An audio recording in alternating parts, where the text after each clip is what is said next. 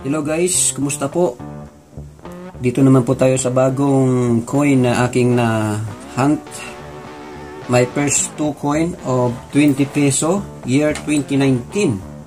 So bago po ang lahat ay ingat po tayong lagi sa ating mga buhay sa pagtatrabaho.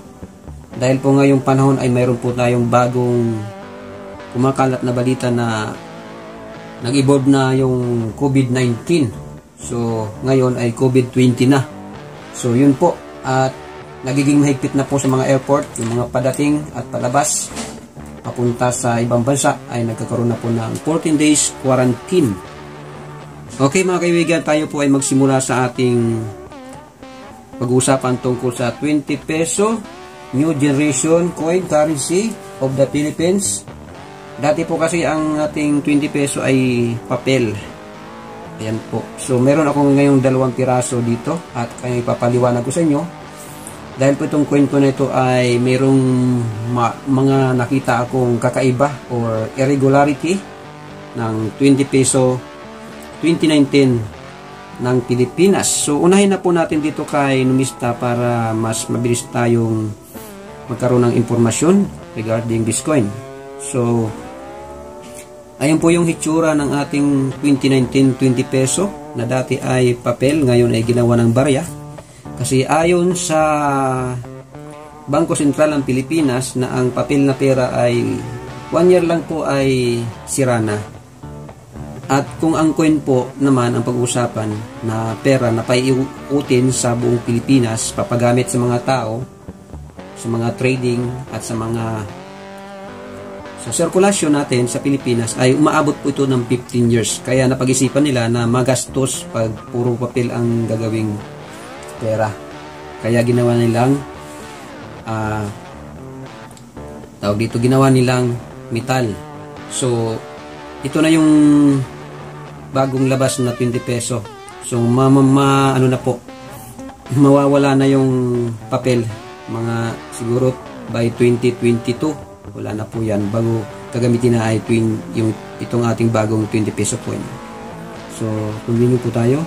Ayan po yung kanyang mga details. Year 2020 and 2019. Yan po yung 2 taon na yan ay gumagawa sila ngayon ng 20 peso coin. 2019, mayroon na po tayo yan. At 2020, yung bago nilang ginagawa ngayon. So, ayan po yan. Bimetallic siya. Nickel plated steel, center, and bronze plated steel. So, ibig sabihin, 3 metal ang ginamit dito. So, may bakal, kaya magnetic siya. Yan po yung weight niya ay 11.5 grams, 30 mm in diameter at 2.2 mm in thickness. Shape round. Yan po yung kanyang shape. At tingnan natin ang iba pa. Yan, pakibasa na lang po kung mababasa nyo yung aking masyado po kasing marami, kaya dinadahan-dahan ko na lang patasin ito. At para umabot po tayo doon sa kanyang percentage ng population sa Numista. Ayan po yung mga kaibigan. 2 year pa lang naman po naka-indicate dito. So yung 2019 BSP series ay complete na po, halos 96% na po ang actual na nagawa. So, uncirculated 194.15. Yung 2020 BSP ay 13% pa lang po.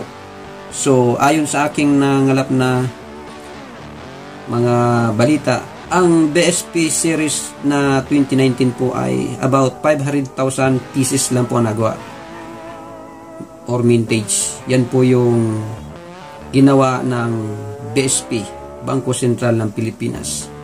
Yun po yung ating details regarding sa coin na ito. So, pakikita ko sa inyo sa actual na hawak ko yung coin na 2019 20 peso coin para may paliwanag ko sa inyo nung maigi ang baryang ito. Tayo na! Ayan na po kaibigan yung aking 2 2019 year na 20 peso ng Pilipinas. New generation currency of the Philippines. Yun pong bagong labas natin. So, ang bagong gawa nito ay year 2019. So, ayan po. So, isa-isahin po natin. Ipakikita ko sa inyo na mayroon siyang error coin. Pero yung slight error coin lang po mga kaibigan. So, ipaliwanag natin to kung anong makikita natin dito sa coin na to. So, obviously kung makikita nyo yung dalawa na to, magkaiba yung kulay. Yung isa dim, yung isa maputla yung kulay. Ayan po, yung sa kanan ay maputla ang kulay. So, doon po nagkaiba. So, ang explanation ko dyan kasi bakit nagkaroon ng ganyan. Kasi itong isa na sa kaliwa ay mas una siyang ginawa kaysa dito. Pero, parehong year 2019. So, kaya po siya nagkaroon ng ganyang kulay na matingkad kasi nagkaroon na po siya ng reaction doon sa surroundings. Sa temperature, sa kapwa metal, sa gases, kaya po nagkaroon siya ng mas matingkad na kulay. Pero same lang po siya ng ginamit na metal. So ito medyo maputla kasi po siya bago. Okay? Yan po yung pagkakaiba niyan, bakit nagkaroon ng ganyan. So tingnan natin to, mga kaibigan. Kung makikita nyo dyan, si Manuel L. Quezon ang nasa portrait. Ayan po. Siya po ang kauna-unahang presidente ng Commonwealth. Ayan po yan. Republika ng Pilipinas yung sa taas. At mayroon po siyang dot. Yung dot po na yan, binilang ko yan 38 piraso po yan. Yung dot niya sa gilid. Ayan po yan. Tapos yung mint mark po, dito po nakalagay. Manuel L. Quezon. Doon sa description ng numista, nakalagay lang Manuel Quezon. Pero sa actual dito, Manuel L. Quezon. May L siya. So, ayan yung tunay na actual niya. May L po yan dyan, mga kaibigan. Tapos, itong coin na to ay makikitaan mo siya ng dito sa burst. Meron po siyang para dito mapa. So, normal po yan sa mga tawag dito, nickel plated steel na coin. Nagkakaroon siya ng corrosion sa ilalim dahil bakal siya. Kaya siya po bumubuko. Lalo na po kung na-expose siya sa temperature or humidity. Kaya nagkakaroon ng kalawang sa loob. Kaya sa katagalan po, pag na-expose po siya sa humidity or sa salt, sa temperature, bumubukol po yung kalawang at siya sasabog dyan. Kaya nagkakaroon po ng irregularity yung coin. Ayan po yan. So maganda po yung kanyang pagka-portrait. Ayan. Pagkagawa. Ito pong mga nakahint na mga sulat na to na rough. Magaspang po yan Ang nakasulat po dyan ay Republika ng Pilipinas. Kung gagamitin nyo ng zoom or magnification, hindi natin makita, hindi na kaya ng cellphone natin makita yung strong magnification. So, ganoon na lang po ang gawin natin. So, ayan po. Tapos po, naipaliwanag ko na yung sa harap. Ayan. Si Manuel L. Quezon po ang nasa portrait. At yung year po pala dito sa taas. So, yung mint mark sa baba. So, ayan po. So, yung gilid niya po ay plain age at mayroong nakasulat na BSP. Bangko Sentral ng Pilipinas. 6 na piraso po yan na BSP. Pero kung mapapansin nyo ay baliktaran siya. Yung BSP nakasulat ng nakaayon sa yung sa ating paningin ngayon. Tapos yung isa nakabaliktad. So, nakaano po siya, baliktaran yung pagkasulat ng BSP. Ayan po, BSP, baliktad. Baliktad, ito yung tama. So, baliktaran po ang pagkasulat ng BSP, 6 na pirasong inulit na BSP. Meaning, Bangko Sentral ng Pilipinas. So, tingnan po natin yung likod. Yung reverse naman po ay makikita natin yung salitang nilad. Yan pong nilad ay isang uri ng halaman na tumutubo sa ilog ng Malacanang, sa palasyo ng Malacanang. So, yan pong dotted na yan, ay yan po yung design nating coin. Kung bibilangin nyo yan, ay nabilang ko na po yan, 65 piraso po yung dot na yan. Ayan po yan. Kung bilangin nyo, mas maganda. Kung hindi, hindi naman. Tapos po, ito po yung logo ng Bangko Sentral ng Pilipinas. Ayan po. Then, yung palasyo ng Malacanang. Kung babagitin sa pronunciation, Malacanang, pero hindi puro Malacanang yan. Malacanang. Wala pong G sa dulo. Malacanang. So yun po yung tama, Malacanang, hindi po Malacanang. Nasanay po tayo ng Malacanang, may G sa dulo. Pero ang totoo, nakasulat, Malacanang. Doon sa sulat ng numista ay nakalagay Malacanang, may G sa dulo. So ito po, sa totoong nakalagay dito sa 20 peso na ito ay Malacanang. Yan po yung palasyo ng presidente. Palasyo ng presidente ng Pilipinas. Kung saan doon sila gumagawa ng mga meeting. Ayan po yan. So ayan po yung reverse. At dito po sa reverse ng una kong coin na pinakikita sa inyo ay wala naman po tayong nakikitang irregularity or error. So plain lang po yung likod at maganda naman po siya. Ito po yung kauna-una kong nakitang 20 peso. So medyo matingkad yung kulay sa gilid. Ayan po yan. Ito po ay magnetic mga kaibigan kasi sabi ko nga plated steel. Ayan, kaya nag-magnetic. Ayan po. Tingnan naman natin po yung isa. Ito po yung ngayon ko lang nakitang araw. Today is December 30, 2020. So ito po yung ating second coin. So I'm so glad, I'm so happy na mayroon ako nito dahil sa last June ko pa nalalaman na mayroon pala nito ay ngayon lang nakarating sa akin. December 30. Ayun po yan. Ganun pa rin po, Republika ng Pilipinas, 20 peso. So, wala nang po ganun tayong makitang irregularity dito. Pero kanina sinabi ko sa inyo, may error tayong makikita dito. Ayun po yun. So, makikita nyo dyan, mayroon siyang parang bukol dyan. Yan. Pag tilt mo po lang po siya, tilt.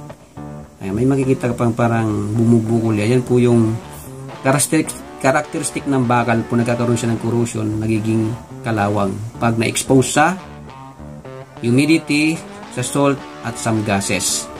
Ayan po yung mga kaibigan. Ayan. So ganun pa rin po yung gilid nya, medyo bago nga lang ito ng konti, mas maputla ang kulay. So tingnan natin yung error natin mga kaibigan dito bago tayo pumunta sa pricing. Ayan po. I'm sorry. Mayroon tayo itong nakitang irregularity pero hindi ko siya masasabing error.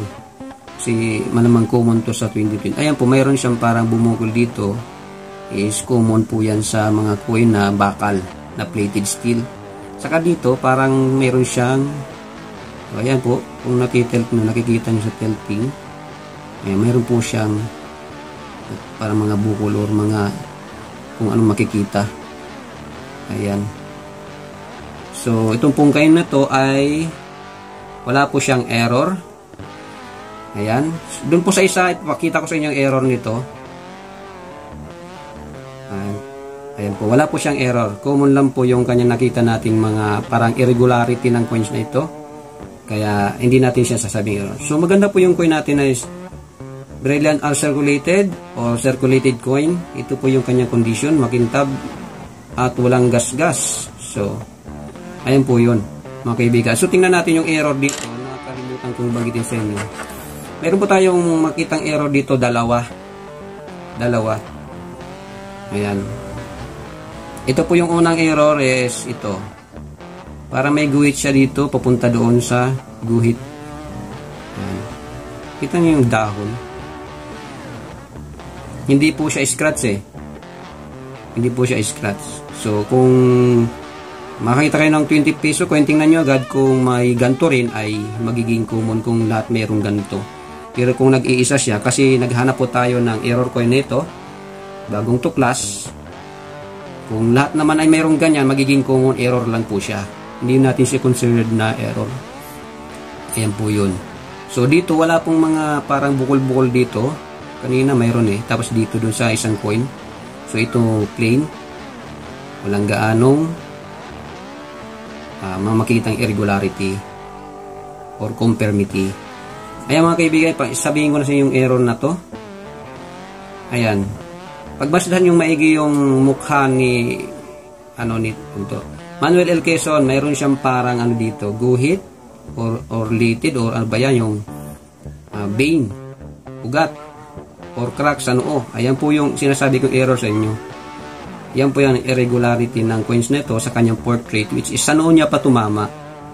So kung makakita kayo ng 20 peso coin 2019 like this, kung mayroong guhit sa noo, ay lalo't marami tayo, kung may mag-PPM sa akin na marami tayong hawak ng ganyan, iyan po ay magiging common error.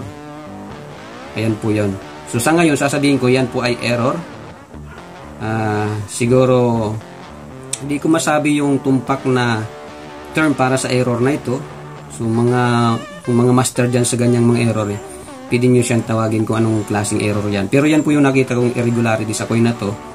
First ever makakita ako ng 20 peso 2019 ng Pilipinas. Yan po ang aking nakita, yung parang guhit sa kanyang noo. Hindi naman po siya scratch, kitang-kita naman. Ayan po yung masasabi ko na error coin ng 20 peso bagong tuklas 2019. So sa coin lang po natin to nakita sa hawak nito. Mayroong dalawa talaga. Isa sa harap sa noo at isa sa may dito sa may, ayan, yung mga kaibigan. So mamaya tingnan kong maigi sa microscope kung siya ay scratch. So dito naman po sa isa wala naman Kung titingnan nyo dito sa kabila mga kaibigan, ay wala namang guhit yung yung dito, yung sa may dahon. Then pag tiningnan natin sa harap, sa noo ni Manuel kasi plain, wala pong ugat or walang bahid ng guhit. So ayan po yung pagkakaiba ng dalawa kong 2 PC coin. So punta po tayo sa pricing mga kaibigan. Sa pricing naman ay last June 2020, nalaman ko na mayroong bagong labas o bagong gawa ang BSP ng 20 peso. Ang presyo nito, kung titingnan mo sa eBay, masyadong mahal, 4,000 pesos higit sa Philippine money. Tapos sa ibang site, mayroong nagbibenta ng 4,800. Mayroong nagbibenta rin ng 400 pesos. Yan.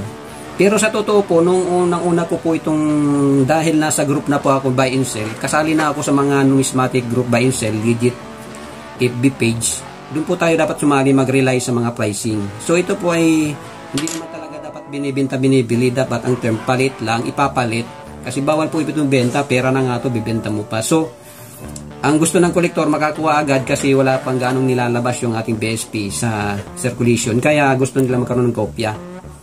So, sabi ko nga, 500,000 pieces ang mintage. So, nasa 100 million na ang population ng tao sa Pilipinas. So, kung magkakaroon bawat isa ay magkakaroon po ng shortage sa coin na ito. So, ibig sabihin, everyone will hoard this coin. I-hoard nila ito, so wala nang makikita talaga sa sa sirkulasyon ng 20 peso. Kaya magkakaroon ng shortage. So, magiging hard to find siya ngayon. At kung magiging hard to find siya, ay tataas ang presyo nito mga kaibigan. Since June 13, 2020, hindi pa po ako nag-vlog na itong mga barya na to. Hindi pa gumagawa ng mga video. Alam niyo po magkano presyo nito? Sa hindi po sa international, hindi sa eBay, hindi sa Shopee, hindi sa Lazada. Sa groups mismo, talagang binibenta nila ito ng ang isang piraso 60 pesos. Ayan po. Marami po, halos sa group po nagbibenta nito 60 pesos isa. Kasi mahirap nga po hanapin kasi na-hold na yung mga kolektor na naunang nakakuha nito sa bangko ay tinago na nila, hindi na nilabas kasi magandang ang koleksyon. Ma-maintain mo yung kanyang tinatawag dito yung kanyang original condition. Yan, kasi bakal po siya ay masyado po siyang prone sa rust. Kaya dapat ilagay sa magandang lalagyan na hindi tataas o bababa yung humidity or temperature. Kaya para wag siyang kalawangin. So 60 pesos po by June 2020. Ano na ngayon, December na. So, bumaba po kanyang presyo ngayon. Alam niyo po magkano ang presyo nito sa groups. Ang kahuli-hulihan kong sa comment na nabasa ay around 30 pesos na lang po isa. Kasi marami na po rin na i-release nito ang BSP. Nakita nyo na kanina doon sa Numista, halos 96% na po ang actual population nito ayon kay Numista. Kaya marami na pong na-release nitong barya sa circulation. Kanya nga lang po nagkakaroon ng shortage kasi po, sabi ko nga po, 500,000 piraso lang po ang nilabas ng BSP nito. Kaya kung tigi-isa tayo, ay wala na po talagang mahahanap niya sa circulation kasi kanyang-kanya na po ng tago. So, mayroon 13% na na-record si Numista sa year 2020 peso. So, hindi natin alam kung ilang piraso ang imimint or gagawin ng BSP. So, maraming salamat po pa mga kapatid, mga kaibigan, mga kanumista, mga kabrother at mga kabarya sa inyong panonood at sa pagsuporta sa channel na to. This is Alejandro Bilga TV. At kung kayo ay nagnanais na makapanood ng mga legit na mga tampok sa channel o tungkol sa barya na tayo ay bumabase sa mga presyo ng mga FB page, numismatic group buy and sell, na hindi tayo tataas ng presyo na para lang sumikat, ano po mga kaibigan. Ang sabi ko nga, ang layunin ng channel na ito ay ma-lead ng maayos yung mga lalo yung mga bago, para hindi naman tayo mag-overprice or maligaw ng landas yung ating mga kasama sa larangan ng hobby na ito, sa larangan ng pagkukulikta at paghunting ng mga rare coins. Ayun po yan, para makatulong sa impormasyon para sa mga bago na maiwasang ang bawat isa ay ma-mislead, ma-misinfo regarding sa ating hobby, coin hunting. Marami pong salamat sa inyong panonood at God bless you. Happy New Year po sa inyong lahat. Bye-bye!